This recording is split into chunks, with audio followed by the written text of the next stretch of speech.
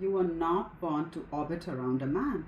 You were born as a universe on your own right. So every time you pedestalize the man external to you, you shrink your own universe, you shrink your own sky. Here's the truth most women never want to admit to. The moment you put an external man on a pedestal, you automatically are placing yourself on your knees. So the moment you pedestalize a man, automatically you are energetically, subconsciously on your knees. And tell me, my love, how can a queen rule from the floor? Millions of women are still waiting for crumbs from a man.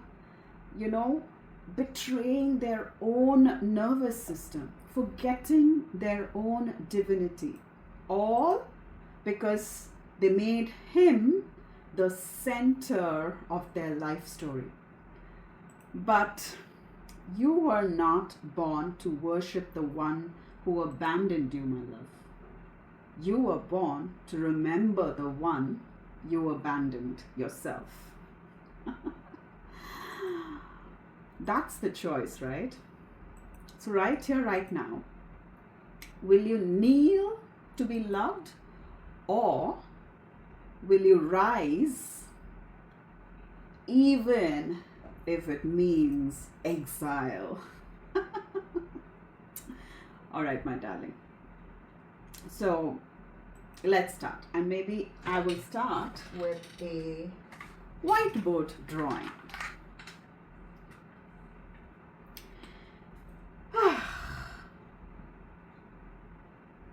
A small dot, the woman, orbiting the man, pedestalizing the man, and the small dot orbits the man. Or let's erase that completely, shall we? Let's erase that programming. Okay, and I'm going to redraw.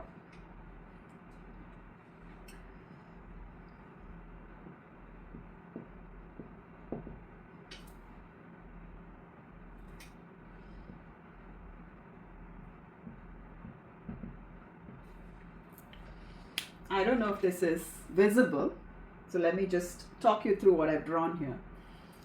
The universe, woman, and a small star inside is the external man. So she is the universe and he is a star within it.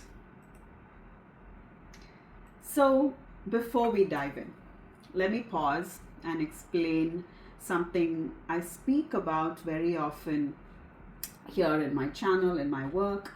And if you've been following my work, hello, I love you all. If you are new to my channel, welcome.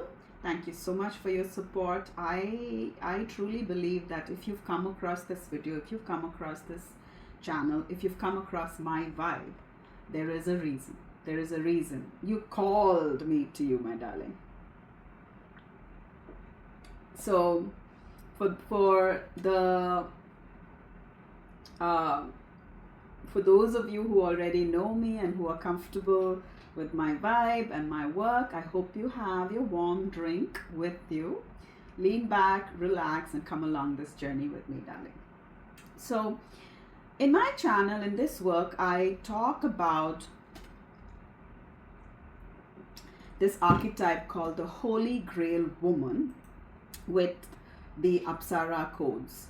So when I mean the Apsara codes is what people generally call the dark feminine codes. All right. So the Apsara codes is pretty much the dark feminine codes. Okay.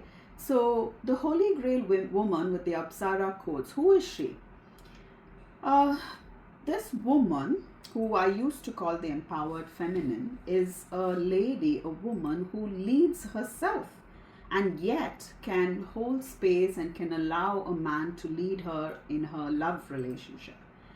And maybe you're thinking, okay, Eliandra, these are beautiful words, but what do they actually mean in real life? Okay, so let me break it down.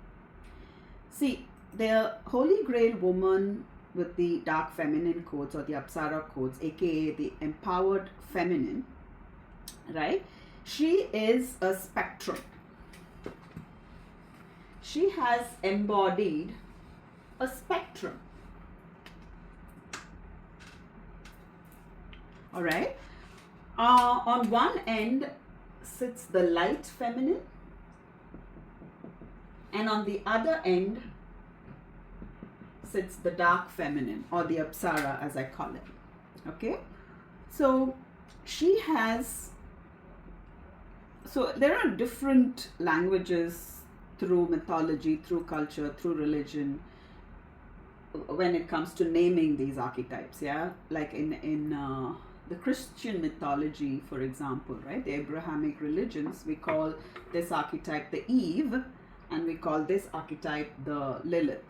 Okay, and of course she is shamed and exiled. Okay, just whispered behind closed doors.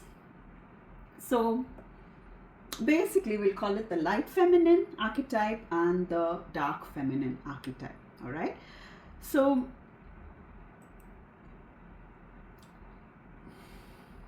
now the dark feminine principle, all right, this archetype is paramount, ladies, is crucial, is the stuff behind the veils that literally empowers you to become the kind of woman that is quintessentially the Holy Grail Woman. So the Holy Grail Woman and femininity is just not about the Eve codes, okay? It's just not about the light feminine. The Holy Grail Woman embodies both the archetypes, okay? So she has, the Holy Grail Woman has done the inner work, or the great work as I call it, her own heroine's journey within, and she holds both.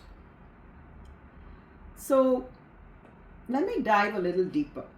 On the outside, okay, so I'm going to draw the Holy Grail Woman here. So she's a pretty little chica. Okay? She is her own universe. So on the outside, she holds consciously and artfully and with a lot of sophistication displays the light feminine codes, because it works for her, the kind of world that she lives in. All right, so she is soft. I'm talking about in her romantic relationship, especially with her man, right? So she is soft, tender, compassionate, wise, deeply energetically feminine, and all of those things. All right, so this cloak, or the external embodiment that she wears and she displays and she shows and she interacts with her man in her relationship, right, evokes men's desire to protect her, to provide for her, to carry her life's burdens for her with devotion. Okay, but the Holy Grail Woman, within her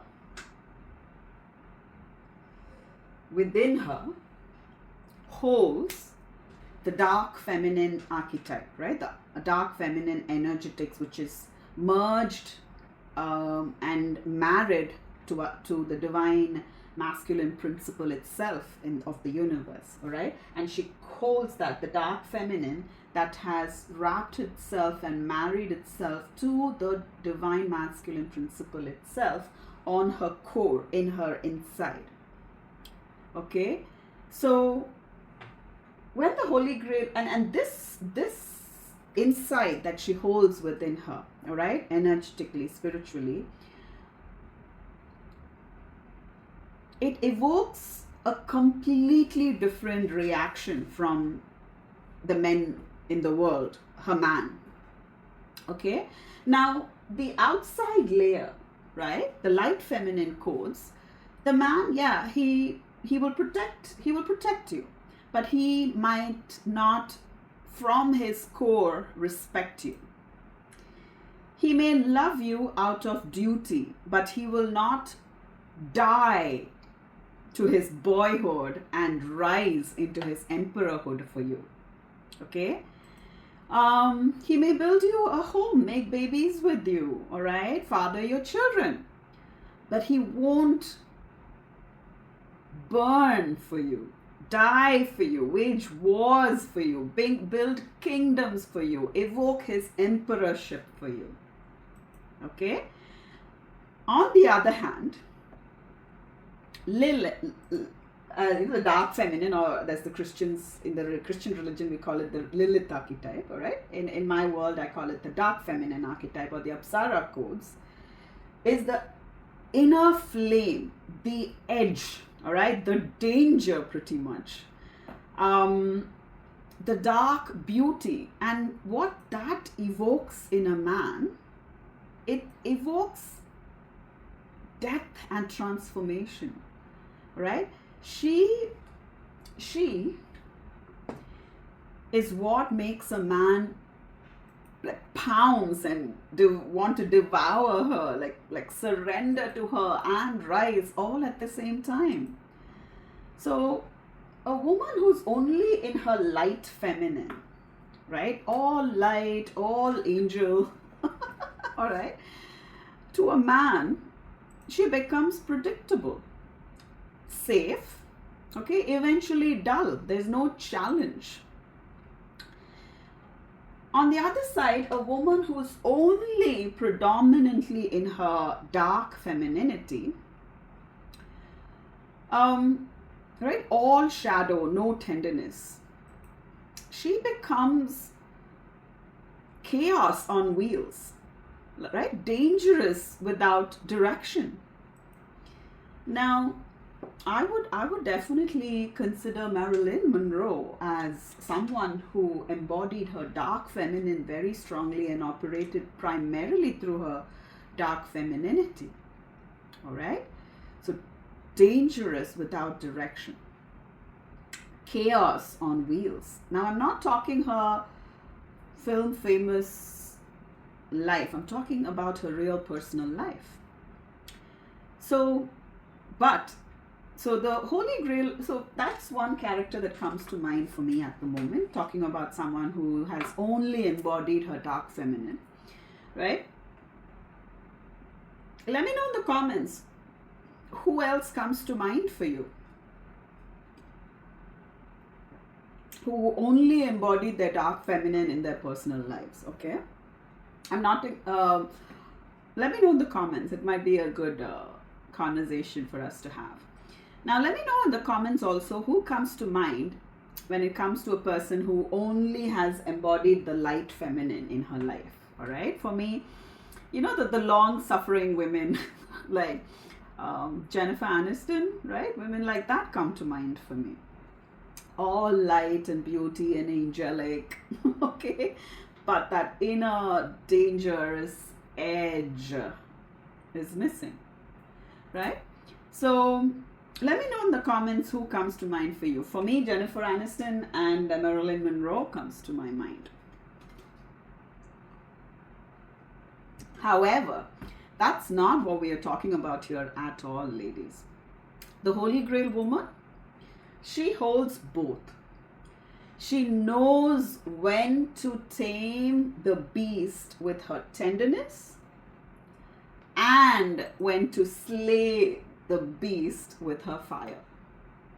The outer light feminine and the inner dark feminine that is in marriage with the divine masculine principle itself. So this is her way of operating in the world, all right? Energetic operation in the world.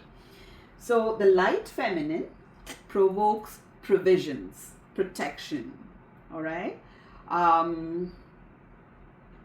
all of her desires being like basic desires being fulfilled by the man in her life. All right, that's what the light feminine, what the world traditionally has called as femininity, all right, can evoke from a man. The dark feminine evokes something that is completely different, darling. It evokes a challenge in a man, respect ultimately in a man.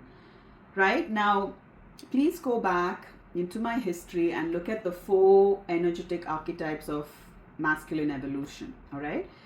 Now, the dark feminine, especially by the bottom 2 energetic archetypes, the boy and the man archetype, they might even use her and abuse her, all right, her sexual energies. And she might not even be aware of her sexual energies, the potent power of it all right, the life force, powerhouse that her sexual energy is. So the last 2 categories might use her, abuse her, and all of those things. That's the kind of world we live in, darling. However, the top 2 categories of men, she will find her sexuality even held in a safe container with the top 2 category of men. So that's a little digress there, but the dark feminine, her life force sexual energies might be used and abused basically in the kind of world that we live in. Okay. Now, especially if she chooses the boy or the man type of a guy in her life. So we're not talking about these extreme energetics, all right? We're talking about a woman who has consciously understood and embodied both polarities and works somewhere in the center, all right? So that person, the Holy Grail Woman, not only evokes love, adoration, being cherished, provided for, protected from her man, but also electricity, all right, in the relationship, the heat, the passion, the mystery, the mystique, the unknown, the challenge, the chase, the evolution, the transformation, the evoking her man to rise, to die to his old self and keep rising and evolving into emperorhoods. All right, so that is what she will naturally evoke. And that is why in today's teaching, we are diving into one of the most important dark feminine principles, ladies. Okay, I know one of my subscribers and a very dear friend has asked me for dark feminine teachings, and this is one of the first codings of Apsara herself. Okay, a principle that will change the way you experience men, relationships, and yourself forever. Okay, so this is the principle, and it's already out there in the world. You probably have already heard about it. All right, it's the principle of, like the title of the video and the thumbnail all indicated, the principle is completely depedestalizing men and recentering yourself. Okay, this is the principle. Now, this is not just a belief system, an idea, or a thought. The Holy Grail Woman has embodied it, and now we know who the Holy Grail Woman is energetically. All right, so this principle, my darling, is one of the codes, okay, of the Apsara, the dark feminine. Okay, this code is not the code of the light feminine. This code comes from the other side of the spectrum. Okay, now, ladies, I have so much to talk about the dark feminine and the way she moves, operates, and holds herself, and how she shows up in her relationship, in her partnership. There's a lot. I can write books on it. Okay, I am someone who was naturally born with a lot of dark feminine codes, though I was not aware of it myself. Okay, so those of you astrology geeks, let me just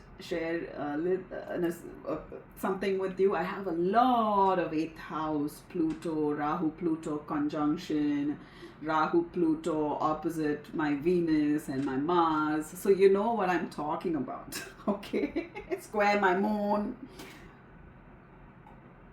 So I am somebody who's incarnated with a lot of natural dark feminine codes. Okay, even I'm not aware of it. But later on in this world, so don't forget to hit like and subscribe to my channel, especially if you're one of those chicas who are naturally born with a lot of light feminine codes. Okay, don't forget to subscribe to this work, because for you to balance the scale and get to the Holy Grail Woman archetype, you gotta learn from portals like this. Okay. For me, my personal journey has been to understand the potency, the power of all of this, which I was completely unaware of and I was pretty much abused with, right? And I had to rein in that power and use it and alchemize it in different ways and learn all about the light feminine archetype. So that has been my journey. Let me know in the comments, who do you resonate with more? I would love to know like what kind of souls are getting attracted to my content at this stage. Do you think you naturally hold a lot of light feminine codes, or do you think you hold a lot of dark feminine codes? Either way, subscribe. You've come to the right portal, because the most empowered space to be is having alchemized, doing the great work and learning about both archetypes and embodying both in every cell of your body. Okay, so yeah, I can write books on the dark feminine codes. Okay, so later on, okay, I'm not talking now, whenever God, divine timing opens the door for this, I definitely plan on coming up with courses where you have to pay to enter these spaces, all right, and pay a lot to enter these spaces, because these are not for the faint of heart, my darling. Okay, where we will really dive deeply into the dark feminine codes.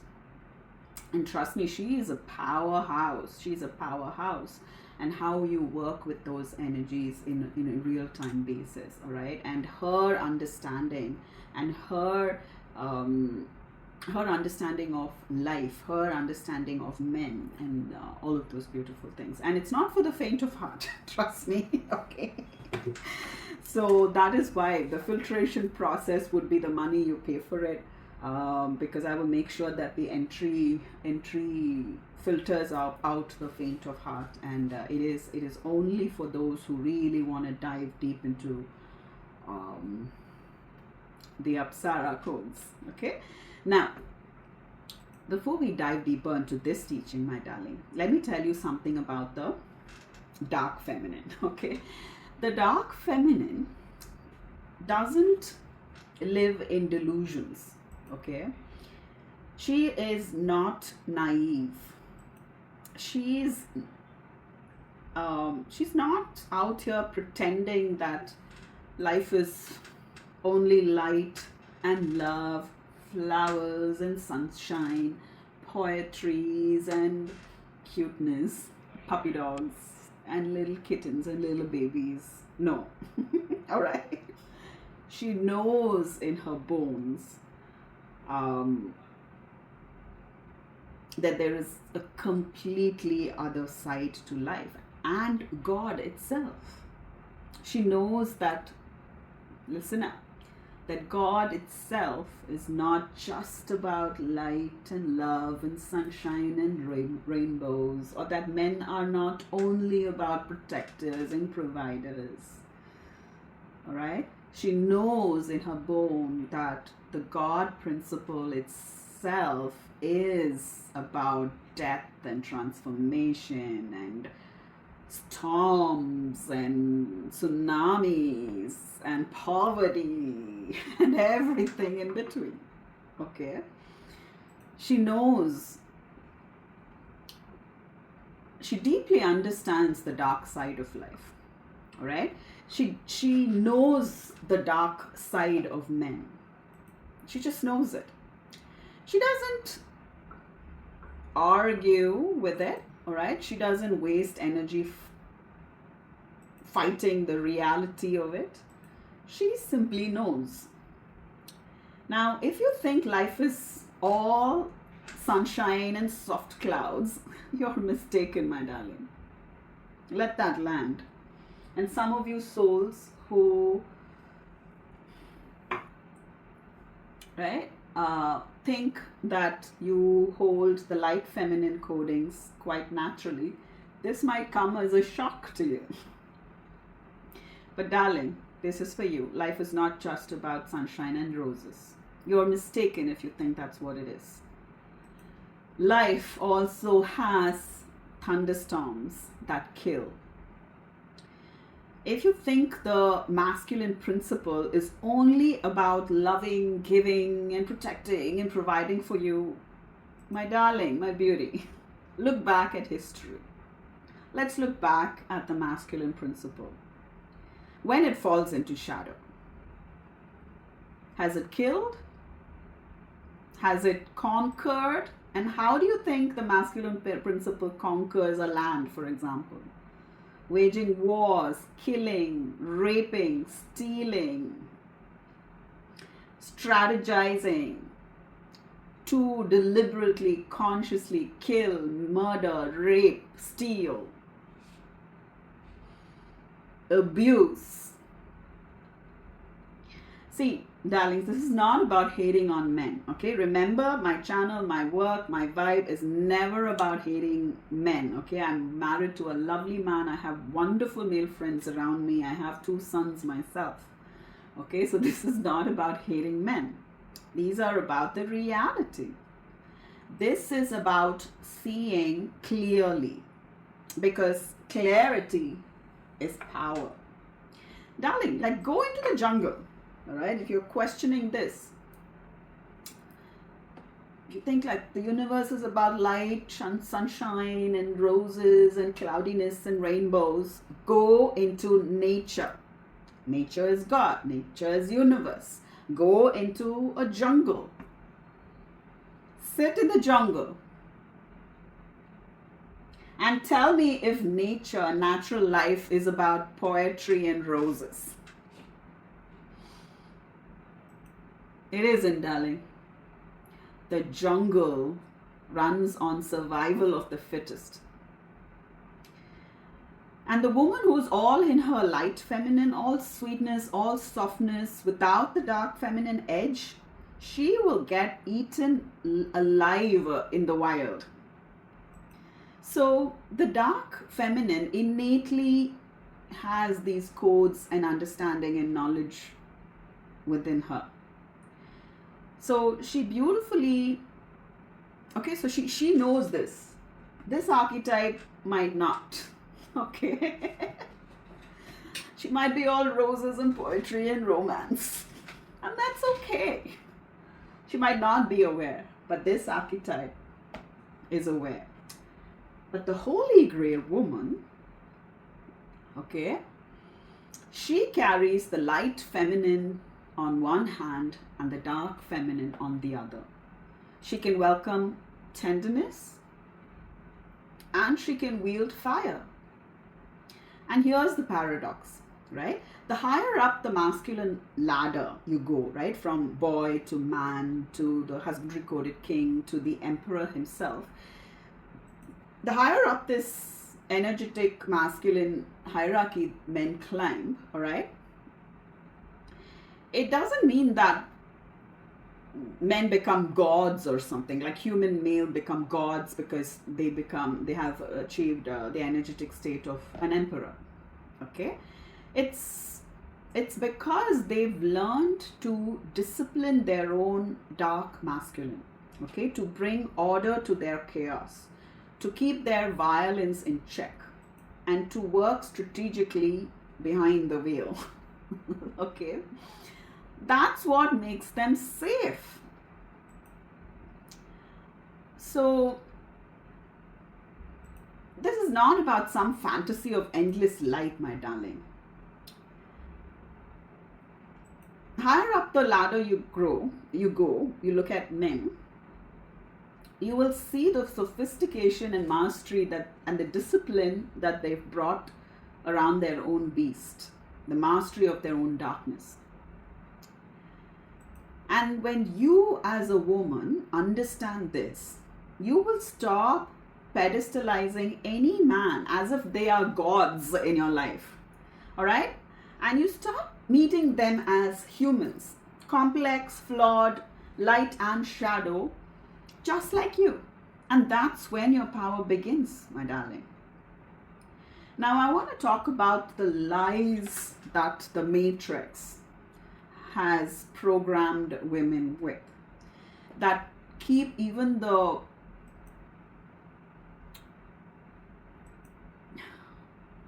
that keep even the best of women with the best of intentions blinded and on bended knees when it comes to love and romantic interactions with the man.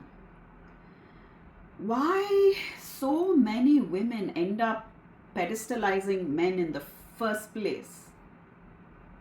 If you ask me, right? It's not an accident, darling. It's programming. It's the matrix. It's the feminine collectives fall from grace. If you know what I mean, you know what I mean. From the time we were little girls, right? We were fed this story. He is the ultimate savior. He is the ultimate protector. He is the ultimate provider. He is the one whose love makes us valuable. Think about it. Every fairy tale, right? Every movie, every song, every cultural script across cultures, it's the same formula. A woman is incomplete until a man arrives to choose her. Like her beauty, her worth, her destiny, all hinges on him. This is not love, darling. This is indoctrination. I was subconsciously indoctrinated as well until I did the great work and saw through the lies at the truth. You want to know the truth about the dark feminine? The truth that the dark feminine sees beyond this illusion, lies that you have been programmed with. You want to know what this truth is? Take notes, my darling. This is the truth. Listen up. Listen closely. I'm dropping codes here. My love, you are your own ultimate savior. Can a man save you from some life stuff? Of course. But he saves you because of who you are and what you hold.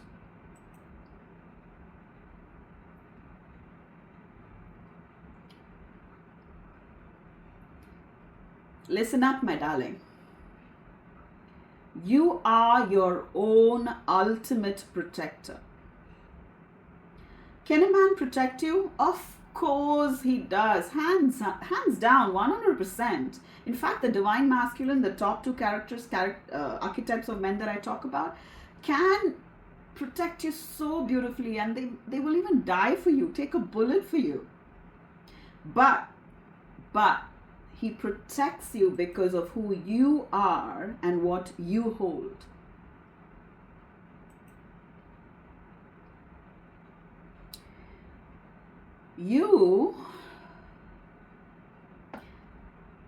Your femininity, your connection with divinity itself is your ultimate protector, your provider, and your sugar daddy. God is my sugar daddy.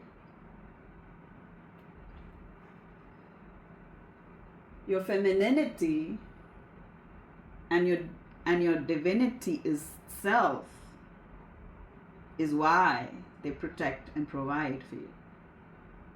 So can a man provide for you? Hell yes, 100%. And the top two archetypes of men are so amazing at this. They've mastered this.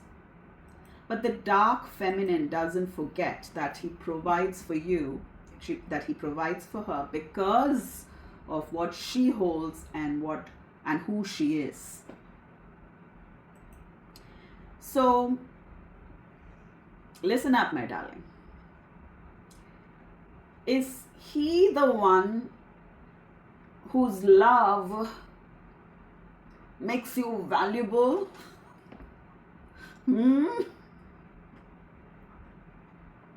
I used to think so.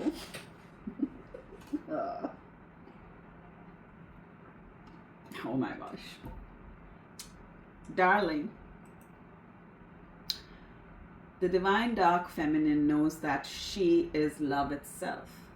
That her love towards her own self, her self-honor towards her own self, her own self-value, her own self-parenting, her own self-soothing is where it's all at. Can a man love her? Of course, yes, 100%. It's fun. She enjoys it. It's delicious. But she knows that the ultimate love is already inside herself, in her own relationship with herself, with the divine. Drop a fire emoji, my darling. Let me know if you are hearing this. Let me know if this is landing. My darling, my love, let me know this is landing.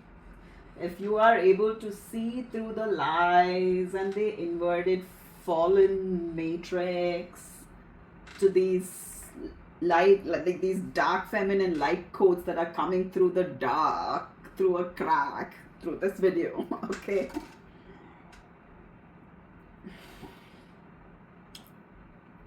Okay, so I want to talk about something here. Let's get into psychology now, right? I love psychology. Carl Jung. Okay. I'm going to talk about, we spoke about being programmed to, and many women pretty much orbiting around men and making them the universe of their life, all right?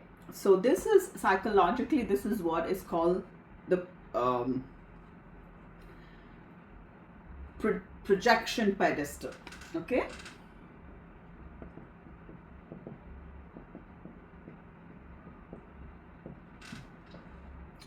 So what are the traits of projection pedestal, all right? You project onto the external man strength. Let me know in the comments, what else are you projecting onto your external man?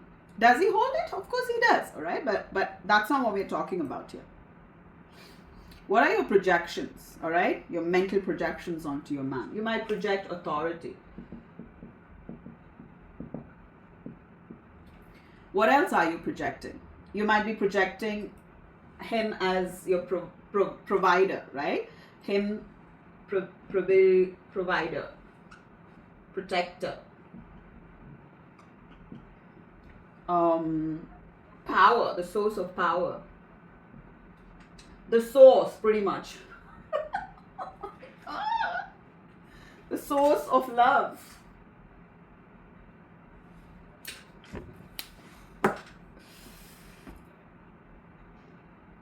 Okay, now on the other side, I'm going to talk about, so this is projected pedestal, all right? On the other side, we're going to talk about self-integration.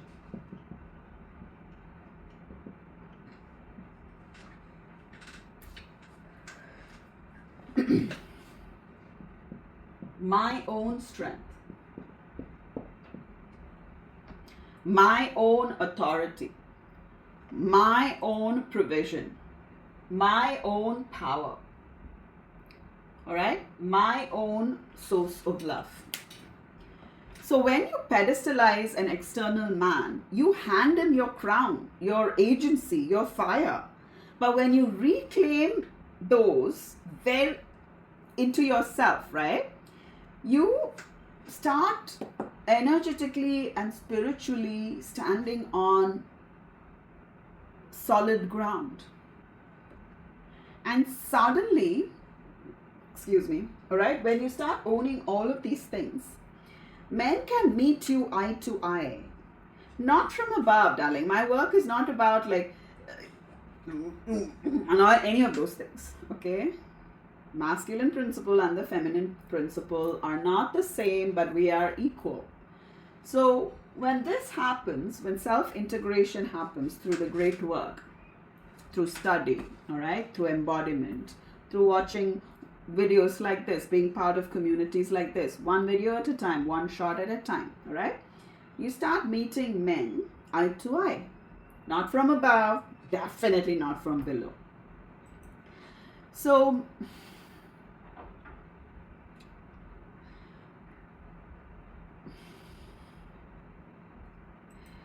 see, darling, women are taught right from a young age and subconsciously amongst women, all right, with each other, right? So women are taught that a man's love makes them whole. The truth is, our wholeness was never missing to begin with. Now, there is this lady called Esther Perel. I love her work, okay? She says something like this. She says that we keep looking to men to make us feel alive, when aliveness is our freaking birthright. So all of these things are lies of the matrix, my darling. The inverted energetics that keeps women lost, struggling, and suffering. See, unless you see it for what it is, you'll keep orbiting around men like they are the sun, instead of remembering that you are your universe. Okay? Now I want to talk about like the collective feminine, right? And I want to hold a mirror for you. Love, this is how pedestalization looks like in everyday, okay? Picture this. The man asks her, darling, what would you like tonight? Okay? And she says, I don't know, whatever you want, darling.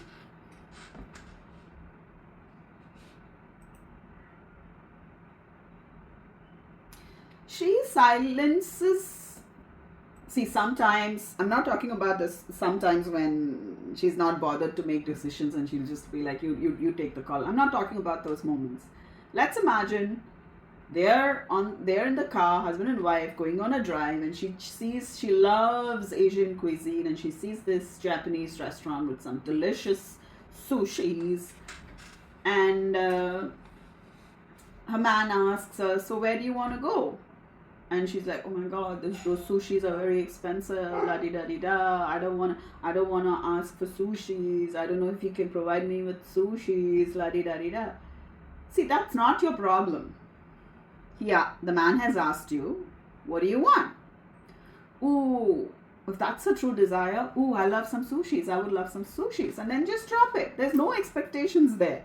There's no like wrapping her mind and orbiting around that sun at all. She's her own universe. Ooh, I would just love some sushis at the moment.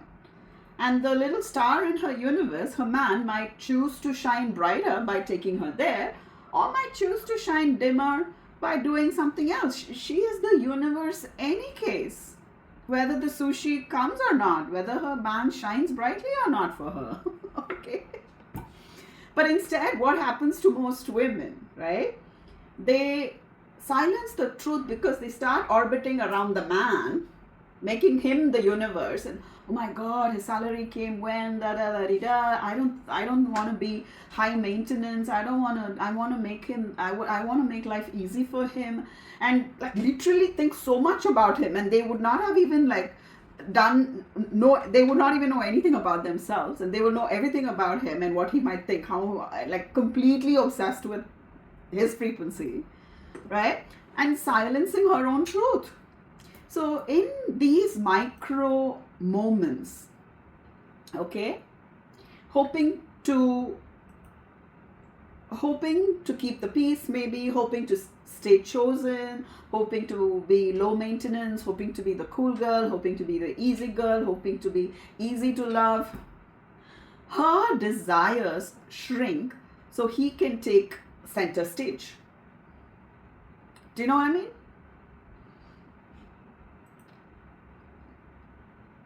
Or this is another way it happens, all right? Chemistry, right? She feels that electric pull, the hot and the cold, the push-pull chemistry. And she calls it destiny. But what it really is her nervous system confusing a trauma bond with true love. Drop a fire emoji if you recognize these patterns, darling. No shame, no blame. It's called know thyself, self-inquiry, self-knowledge. That's where the magic starts.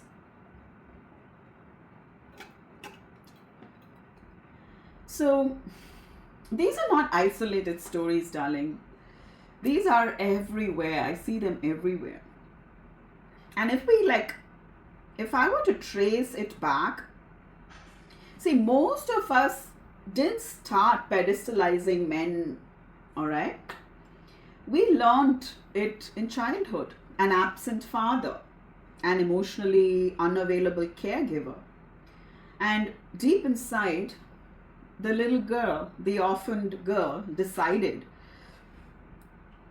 oh, I can earn their love by performing, by shutting off, by not becoming somebody else, by not speaking or over speaking.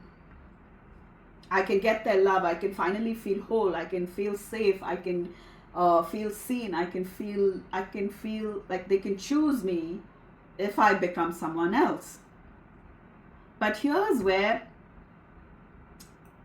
see, this is the real truth. Like Carl Jung says, right? What you worship in another outside of you is what you have disowned in yourself. So when you pedestalize a man as strong, as powerful, as the man who gets to decide, what you're really doing is disowning your own strength, your own power, your own right to your own desires. This is why the pedestalized relationship always collapses in time. Because what you are placing outside of you was never meant to live outside of you, darling. Pedestalizing isn't romance, right? It isn't true devotion. It's a shadow projection, right? So it's basically what you're worshipping in another, right? What you are pedestalizing in the external man is what you have disowned in yourself. So when you put a man on a pedestal, you're not actually worshipping him. When you are making him the center of your universe, and it can, see, making a man a center of your universe can show up in so many ways. It's like constantly thinking about him, his needs, his wants, his growth, his ascension, his plans, right? His mental health, his emotional health, his spiritual health, his business.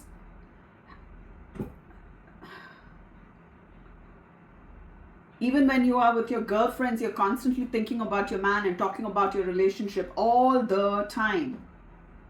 That is pedestalizing a man. All your energies, you're like orbiting. You made him your sun.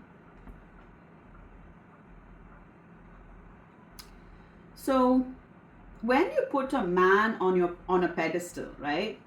When you look at the depth psychology perspective of it, you're not actually worshipping him. You're worshipping your own unlived power, your own unclaimed authority. You are worshipping, it's like outsourcing, right? You are worshipping and you're orbiting and you're obsessing the outsourced power, strength, authority in his body, but which you've not claimed within yourself. And here's the archetypical wound beneath all of this, all right? The archetype, which I will, this is why I say, please like and subscribe to this channel, hit the notification button so you know every time I drop gold, all right? Because one shot at a time, one video at a time, I especially, see, it's not even about the content, darling. It is about the work I ask you to do in the little breath work, in the little journal prompt that I ask you to do, all right? In the little archetype knowledge that I might share. So in one of my older videos, so please go, when you have the time, binge watch all my videos. That is what I will say. Trust me, one video at a time, one shot at a time. The shots are pretty much remembrances for you, okay? But sit with the long form video, do the work. One of my long form video, I spoke about this archetype called the orphaned child, all right? This is a archetype that I will dive deeply into in my courses. And darling, I must talk about my very first product, which is going to get dropped in my, in the Apsara Academy website, which is shortly getting released. So don't forget to hit like and subscribe to my channel.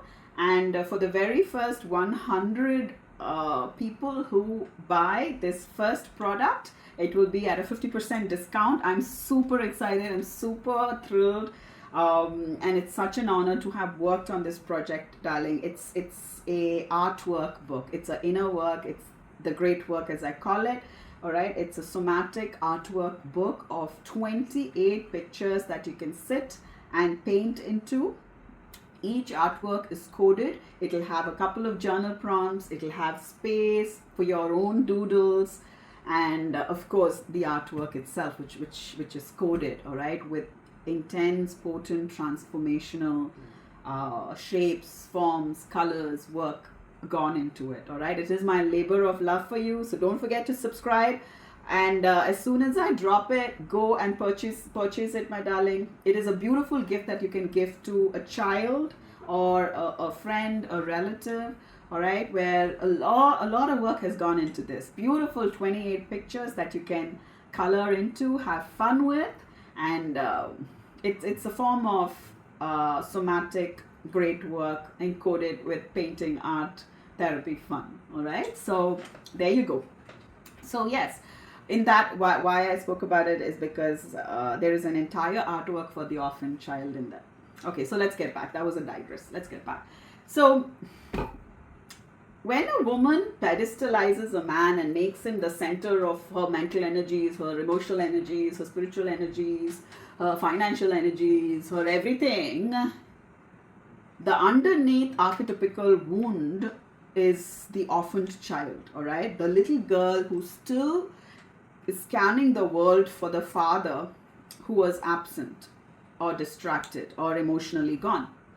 And every time you prioritize and center a man in your life, you are pretty much collapsing into the energetics of the orphaned child, the one still begging to be chosen. And that is why the pedestal never feels stable. That's why you always feel small at his feet, okay? Because the woman who worships a man from below is actually the little girl still searching for daddy. So here's the reframe, darling, all right? The higher octave. When you step into the Holy Grail Woman, right? The one who carries both the light feminine and the dark feminine codes. The one who leads herself and knows her worth, all right? You don't pedestalize men anymore. You don't make men or a man the center of your life at all, okay? It's like, if he's in your visual space, if even at those times, you will not center him. Only when he's like super present and direct and moments that serve you, suit you, that's the moments he shines. That's the only time you even turn towards him. Okay, so you definitely don't pedestalize men anymore. You don't need to, because you've already integrated the very things you were projecting onto him. You've claimed them into your own body. The Holy Grail Woman doesn't collapse into the orphan child archetype, all right? She has crowned herself And when she does, men meet her as equals. Okay, and the lower two categories of men that I talk about, they can't even meet her, and she doesn't. It's a clash. Like, they don't even fit in each other's fields. All right. Right. So the Holy Grail Woman is about the king meeting the queen. It's about the empress meeting the emperor. Right? Equal, eye to eye, face to face, as equal partners in energetic symmetry. Go back to my older video where I talk about energetic symmetry as well. All right, darling. What we're going to do now is I'm going to take you through a very small, short, somatic, experiential exercise. All right.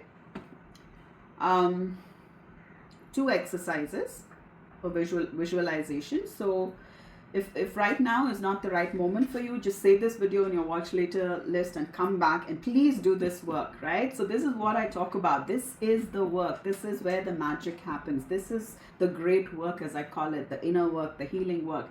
Ladies, coaches out there charge you hundreds of dollars for this. I'm giving it to you for free, okay? So do not devalue it. Do this work. This is where the magic lies, darling. Not in me la-di-da-di-da, giving you information and you listening to it cognitively and la-di-da-di. No. It is you listening and taking this work, doing this work seriously. This is where the magic lies. All right? So, if you're fine, if you're comfortable, make sure you have some time and space to yourself. Do what it takes for you to just relax, let go, and center and get grounded into this moment as much as you can. Okay, I'm going to take you through a somatic exercise where energetically you can let go of some things, reframe and reclaim the throne that you do not even know that is your birthright. So I don't want to talk about these concepts anymore. Okay, through this exercise I'm going to allow you to feel into it. Okay. Right, so find a comfortable seat or lie down as comfortably as possible. Wriggle around. Put both your feet on the ground if you're sitting. Close your eyes. And I want you to listen for and name 3 sounds that you are able to hear around you. It could be the sound of a fan or an air conditioner. The sound of life around you. Name 3 and listen for it. Now I want you to keep breathing. Inhale, exhale. And I want you to name and feel into 3 feelings that you are feeling on your body. It could be how the air feels on your skin. Maybe it's a twitch somewhere. Maybe it's a pain somewhere. Just become aware as you breathe in and breathe out.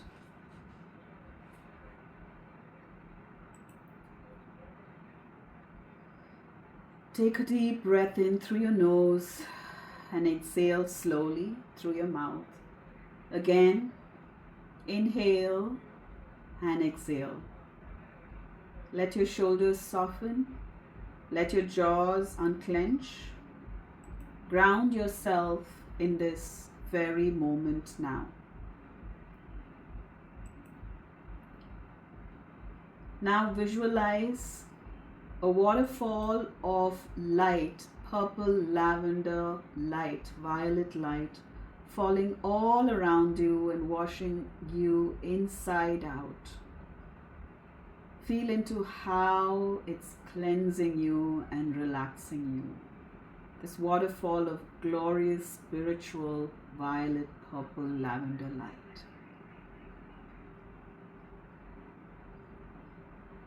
Center yourself, relax, and ground into this now moment with me.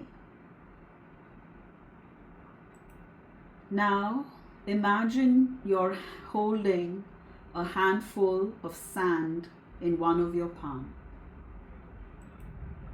This sand represents the man you've been obsessing over, the relationship you've been clinging to, the one you have pedestalized above yourself, the one you are mentally, emotionally, spiritually fixated on. Now, clench your fist tightly around the sand. As tight as you can. Feel your fingers squeeze harder and harder. Your knuckles tightening. Your hand straining. Notice what happens. The tighter you grip, the more the sand slips away. Grains fall through the cracks between your fingers. And your palms begins to ache.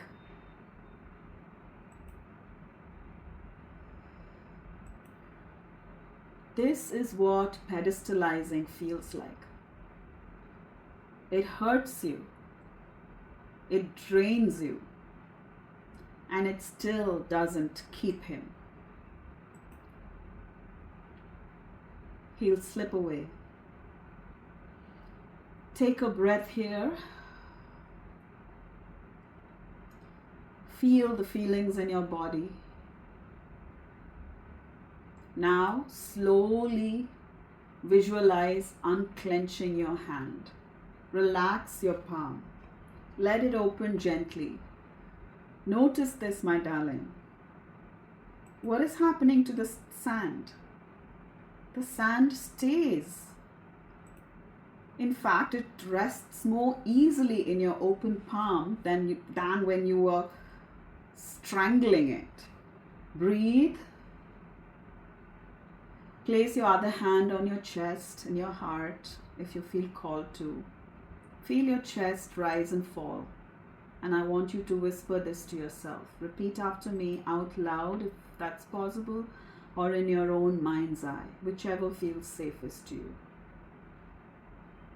Love is not kept by clenching.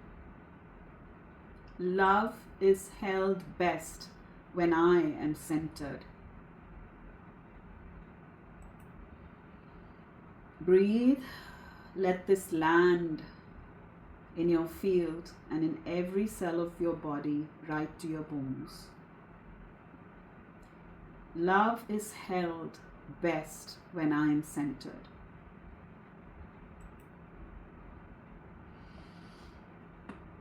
Now, keep your eyes closed. Stay in this soft, grounded space. Imagine before you a magnificent throne. It's gorgeous, radiant, golden, carved with symbols only you can read. It's your special throne. It is your birthright. This is your throne, your rightful place. Decorate it and visualize it and see it however you please. It could be made of precious metal stones, or it could be made of plants and flowers, or wreaths, or crystals. See yourself walking towards it with a crown on your head. Take your seat in your throne. Feel the throne hold you. Feel how solid, how stable it is beneath you.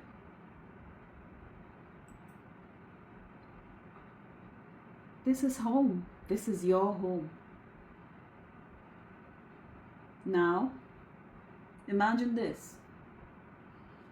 You taking the crown off your head, stepping down from your throne, and walking towards a high pedestal where your man stands on it, on top of it. And you placing your crown at the feet of that pedestal. Notice what happens. You are no longer queen. You are kneeling. You are small, waiting to be chosen. Can you feel that collapse in your body? That orphaned ache? That desperation? Breathe, darling. One hand in your heart if that calls you. The other hand in your womb if that feels comfortable. Now rise, my darling, rise. Pick up your crown. Place it on your head. Your beautiful crown on your head, where it was always meant to be. Walk back to your throne. Sit on your birthright throne. Dust your crown and place it back on your head.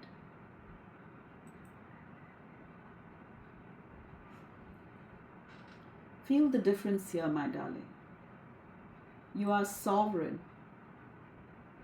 Here in your throne with your crown on, you are whole. Here, you don't pedestalize a man as a god. You meet him as a human. If he's worthy, he will stand as king beside you. Take a deep breath in and exhale fully. I want you to whisper these mantras to yourself in your own mind's voice or out loud if that's safe. I reclaim the crown I once gave away. I am the altar. I am the throne. I am my center. Let this land echo through your body. Now gently open your eyes when you are ready, when you feel ready. And if you don't, you can stay in this state, be in this state, sleep, light a candle, listen to music, move, dance, or journal, totally up to you, and come back to this video later. Or if you're ready, be with me here. Take a moment to notice now, darling.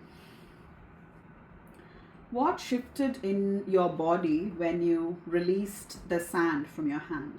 Write to me in the comments section or go journal about this, right? What did you feel when you stepped off the throne and when you returned to it? What crown are you reclaiming in your life right now?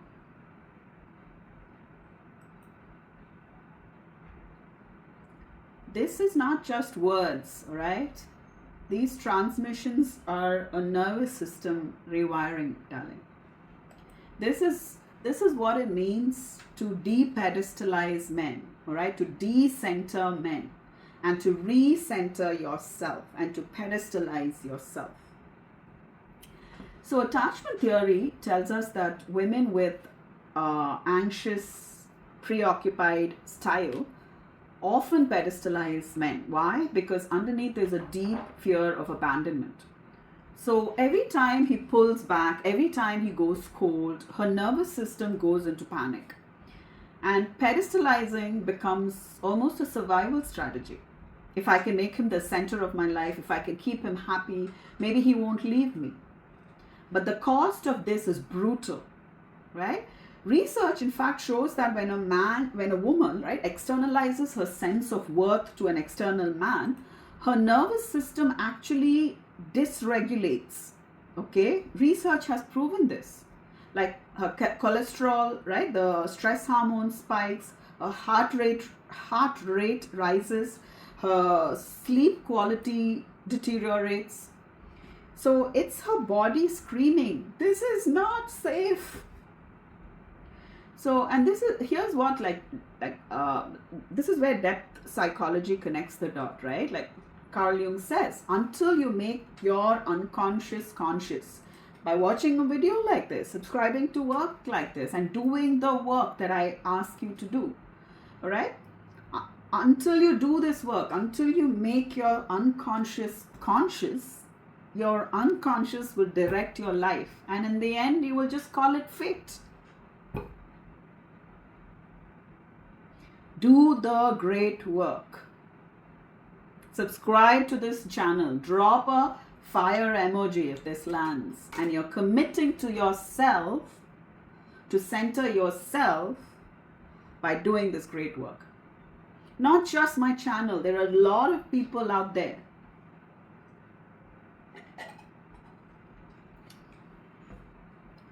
So, pedestalizing is basically unconscious childhood patterns running your show. You think it's chemistry, you think it's destiny, but really it's your nervous system repeating an old story. And until you make that story conscious, until you reclaim your worth and bring it back inside of yourself, you will keep calling it love. When in reality it's trauma. It's trauma in disguise, trauma in a relationship. So I want to share how the Holy Grail Woman with the Apsara, the dark feminine codes, moves day to day in her life.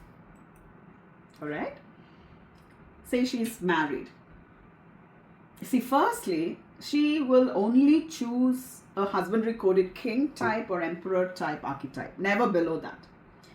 Even if she did by mistake, or she was operating from her shadow or her unconscious state, her trauma state, right? Or in her youth, she didn't know any better. She quickly elevates herself through the great work to be in partnership only to the top 2-tier kind of masculine archetypes, okay?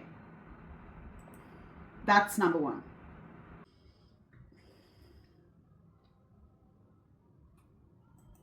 Now, I want to draw you a picture, right? Like, because these codes aren't just like fancy words.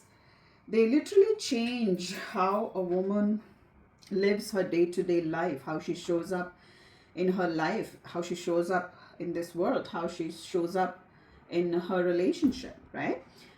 They change how women live, breathe, how they go out on dates, like how they walk through their lives day by day.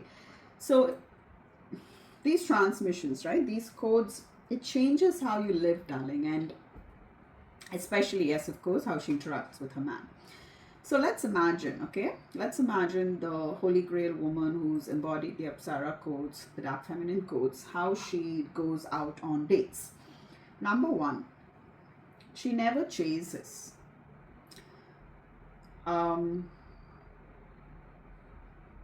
She is already living a beautiful life on her own.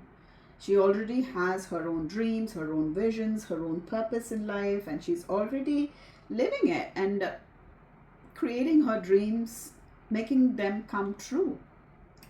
She's already taking care of her physical health, drinking that 3 liters of water, sleeping at least 8 hours a day, working out, going out on walks, healthy nutrition, nourishing herself, understanding, doing the great work, doing the healing work, doing the inner work, nourishing her mental life, emotional life, spiritual life. She's studying, she's doing courses, she's meeting her girlfriends, she's going out on trips, she has exciting plans, right? She's living a great, fantastic, fabulous life. And she's not waiting for a man to enter her life for her to start giving her permission to start living her best life. So she's not chasing a man to enter her life. Of course, she's out there, open, ready for union with the right man, but she's not chasing a guy. How does chasing look like? She's not initiating all the calls, right? She's not initiating calls at all, maybe. She's not initiating texts at all, maybe. Right? She responds with her honest, authentic, vulnerable heart truth, her joy, and whatever, right? She responds to his calls, she responds to his texts, but she's not chasing them, she's not initiating them, she's not obsessing about them. She doesn't spiral when they don't come, because her life is already full. Remember that drawing I drew initially, right? The entire universe is the woman, and the star, which might shine or might not shine, being the man, right? So when the star is not shining in her present moment now, her universe is already full and happening. The party is already happening, right? And she's not just, when she's single, she's not just chasing that one North Star of a man. There, look up at the sky right now. If it's night like it is for me here, I see millions of stars out there. Okay. So when she's dating the Holy Grail, also, my darlings, if you're able to hear some background noise, my apologies, I should have mentioned this before. I live in a community, and there is a huge event happening at the moment downstairs, so you might hear some music, some generator noise, whatnot, so please pardon me. Okay, so when she's single, she doesn't chase.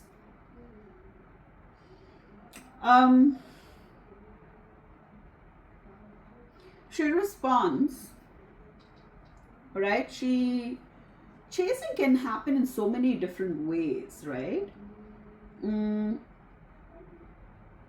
Like, say a guy takes her out on a date, right? These are micro moments, right? There's an interaction happening, and the man is wanting to take her out, and one of these stars in her galaxy, okay, in her universe, has suddenly shown up, is shining brightly, and is planning a date with her, right? So she's not the one planning the date. That's chasing energy. Okay, so he's asking her for the preference, and he's planning the date, he's checking up with her, and she's just feeling into the moment to voice her preferences, and she's just noticing how she's feeling when she's in communication with him and when she's not communicating with him. And right, she just receives his energies, masculine energies that are leaning in towards her, planning the date to take her out. And while on the date, she's not chasing him by performing and showing off about her life, resume of her life. I've done this, I've traveled here, I've performed here, this is my resume, this is what I'm making, this is what I'm earning. That is chasing energy, darling. All right, no. She is the universe itself. She's just watching the star shine, and like checking the star shine and enjoying and having fun in the date. And the universe is just checking in to see how it's feeling in the presence of that star. Okay, if it makes her feel safe, warm, comfortable, secure, or not. She's just enjoying the moment. She's not trying to shine and perform and chase after the man. The man is performing for her. And she's just checking in, responding, having fun, and checking in to see how she feels in his presence. Does that make sense? All right, so the Apsara coded Holy Grail Woman, when she's dating, she does not chase. She does not orbit around whether he texts or not. She's not even aware of whether he texted or not, because her life, her universe is so full already. All right, even if we are all human, we are not perfect, all right? We are perfect in our own imperfections, of course. But you know what I mean. Sometimes, of course, you might get caught up and catch feelings, right? But in that moment of an awkward swing, she will quickly know how to move her energies and get back to her center. Get back into her own universe. All right? And she doesn't let whether a text that comes or doesn't come do or doesn't do anything for her, right? She has fun when it comes. If it doesn't, really doesn't matter, because there's so many other stars. See, I'm not talking about sharing sexual energies with every star. Okay, I'm talking about So yes, so the Apsara coded woman, she doesn't chase a man, or orbit around his texts, his calls, his whatever, right? Now, as a single girl, she knows the difference between chemistry that is coming from trauma, her own trauma, that she's doing her inner work and the great work around, and she knows real attraction, that is the truth, all right? That there she feels safe, nurtured, nourished, secure with.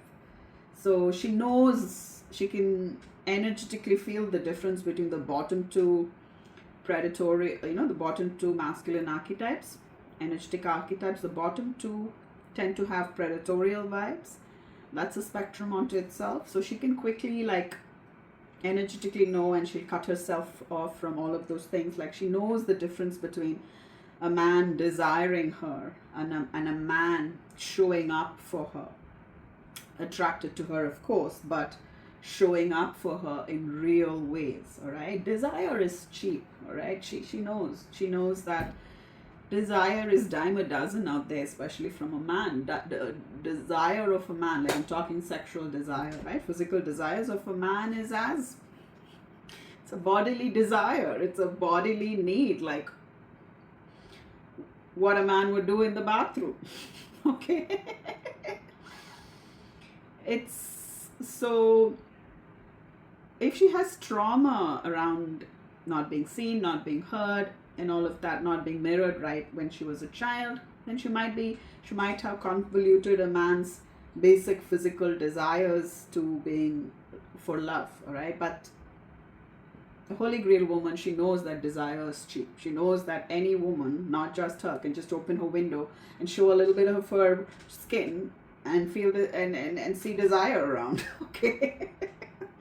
So she knows the difference between cheap, valueless desire from a man while dating, and she knows what the top two tier masculine hierarchy energetic men, the king, husbandry coded king type and the emperor type, show up, right?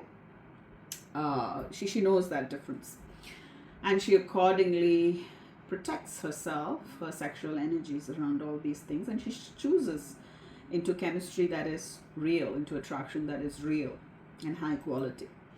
So the Holy Grail woman, if a man, when she's single and dating, if a man ghosts her, she doesn't spiral. Yeah, she can quickly move energies inside of her. She knows, she whispers to herself, "Thank you for revealing yourself quickly." Right? And so when she goes out on a date, she doesn't walk in wondering, will he like me? I need to perform, I need to contour myself, I need to show off, show my resume, everything, what I've done, accomplish everything in life. So will he like me inside? All right, the thought behind the thought isn't performance and showing up, wondering, will he like me? And the Holy Grail woman with Apsara codes walks in the door for her date. She walks in asking herself, do I like him? Does my body feel safe here? Does my soul expand in his presence? That's the lens of sovereignty, darling. Okay, now let's move on. How would it play out as a married woman, all right, when she's in a marriage? So she doesn't pedestalize her husband as if he is God. Okay, she sees him as a man, strong, flawed, human, right? And she meets him from her throne, not from her knees, all right? She, of course, honors his provision, his protection, his leadership, but she never abandons her own. So when conflict arises, right, she doesn't collapse into the orphan child frequency or cling to the relationship or the partnership with an anxious fist. Remember that exercise I walked you through. Okay, so she can breathe. When conflict arises, she can breathe.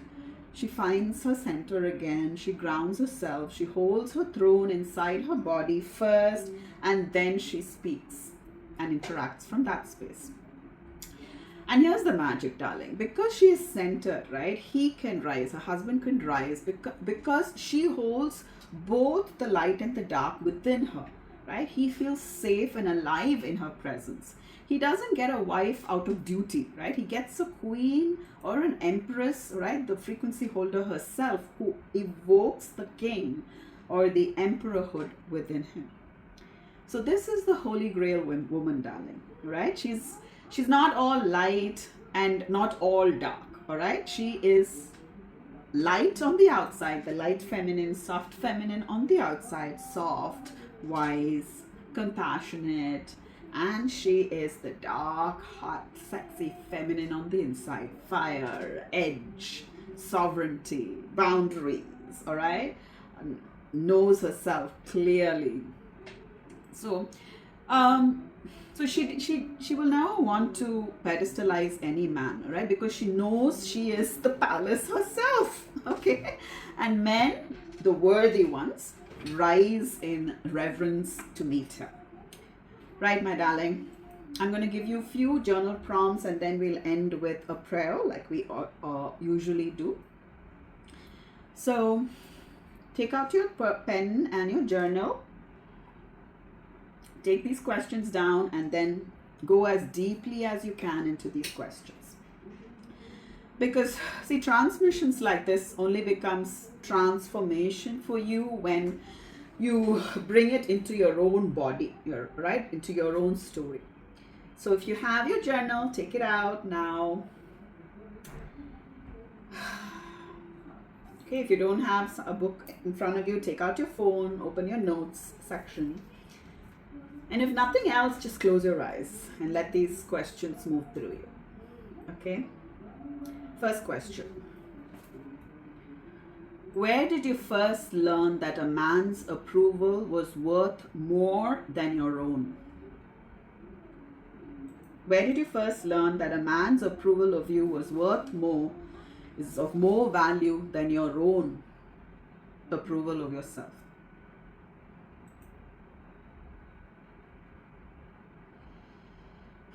Was it in your childhood home? Was it in your first love? Second question. What traits do I worship in an exterior man that I secretly crave to own in myself? Is it his confidence, his decisiveness, his ability to walk away? Notice what you project outwardly onto the exterior man that was always meant to be reclaimed by you inwardly. The third question. How would my love life change if I no longer centered my entire life around him, but centered my life around my soul? How would my love life change? Imagine it. How would your body feel? Imagine the power in your voice. Imagine the magnetism in your presence. When you're no longer orbiting around him, but radiant from your own throne, living in your own universe. How would the dynamics in your relationship change? Would your man start? Don't do it because of wanting some reaction from your man, but this is who you are, okay? So let yourself write all of these things, okay? Be there with whatever comes up. It's okay if it's messy. In fact, if it's messy and raw, more honor, more glory to you, all right? Because these messy moments, these raw answers are the map beauties to your way back home, to your own heart, to your own soul, to your own universe and galaxy, right? Okay, so now let's just end this transmission with a closing intention setting prayer. Close your eyes, let these words wash through you, let these spells that I cast go through every fiber and cell of your being, right down to your bones.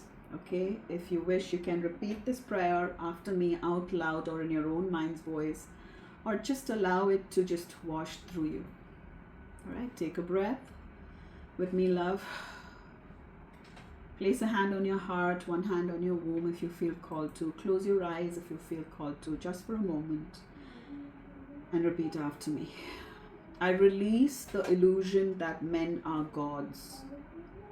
I honor the masculine without diminishing my own divinity. I am the center of my life. I am the altar. I am the throne. Breathe that in. Feel it echo through your body. This is your remembrance, darling. This is your reclamation. This is your return back home to yourself. So I want to hear this from you now. Drop it in the comments right now. Say, I reclaim my throne, or put a throne emoji, crown emoji. All right? Declare it.